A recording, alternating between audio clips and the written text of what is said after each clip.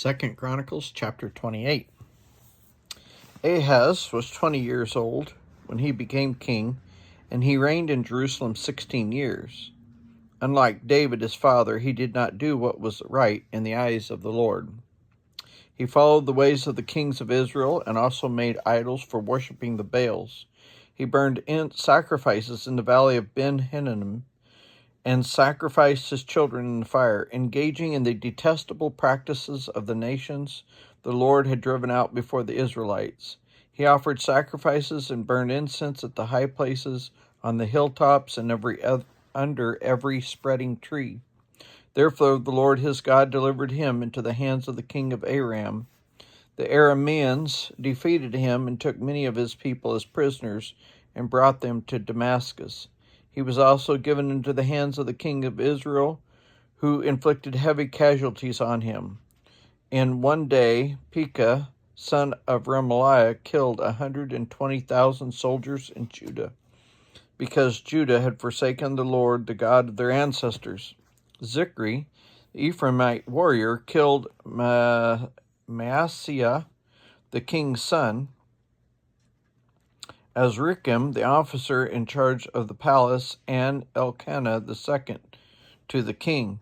The men of Israel took captive from their fellow Israelites who were from Judah 200,000 wives, sons, and daughters.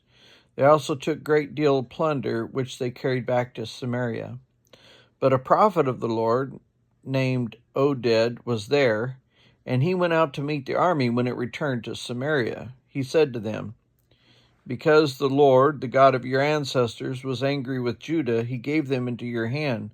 But you have slaughtered them in a rage that reaches to heaven.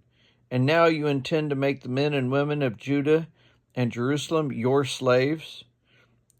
But aren't you also guilty of sins against the Lord your God? Now listen to me. Send back your fellow Israelites you have taken as prisoners, for the Lord's fierce anger rests on you." Then some of the leaders of Ephraim, Azariah, son of Jehohanan, Berechiah, the son of Meshillemoth, Jehizekiah, the son of Shallum, and Amasa, son of Hadlah, confronted those who were arriving from the war. "You must not bring those prisoners here," they said, "or we will be guilty before the Lord. Do you intend to add to our sin and guilt? For our guilt is already great, and his fierce anger rests on Israel." So the soldiers gave up the prisoners and plunder in the presence of the officials and all the assembly. The men designated by name took the prisoners, and from the plunder they clothed all who were naked. They provided them with clothes and sandals, food and drink, and healing balm. All those who were weak they put on donkeys, so they took them back to their fellow Israelites at Jericho, the city of palms, and returned to Samaria. At that time, King Ahaz sent to the kings of Assyria for help. The Edomites had again come and attacked Judah and carried away prisoners, while the Philistines had raided towns in the foothills and in the Negev of Judah. They captured and occupied Beth Shemesh, Aijalon, and Gidderoth, as well as Soko, Timnah, and Gimzo, with their surrounding villages. The Lord had humbled Judah because of Ahaz, king of Israel, for he had promoted wickedness in Judah and had been most unfaithful to the Lord. Tilgath-Pileser, king of Assyria, came to him, but he gave him trouble instead of help. Ahaz took some of the things from the temple of the Lord and from the royal palace and from the officials and presented them to the king of Assyria, but that did not help him. In his time of trouble, King Ahaz became even more unfaithful to the Lord.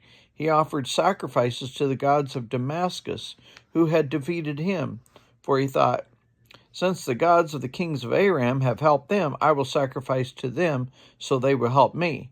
But they were his downfall and the downfall of all Israel.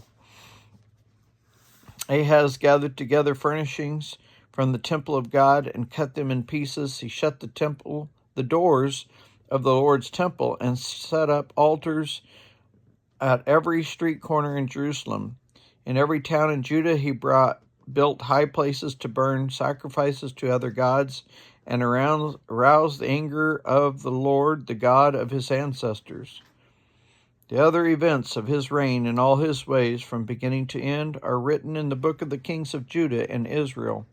Ahaz rested with his ancestors and was buried in the city of Jerusalem, but he was not placed in the tombs of the kings of Israel, and Hezekiah his son succeeded him as king.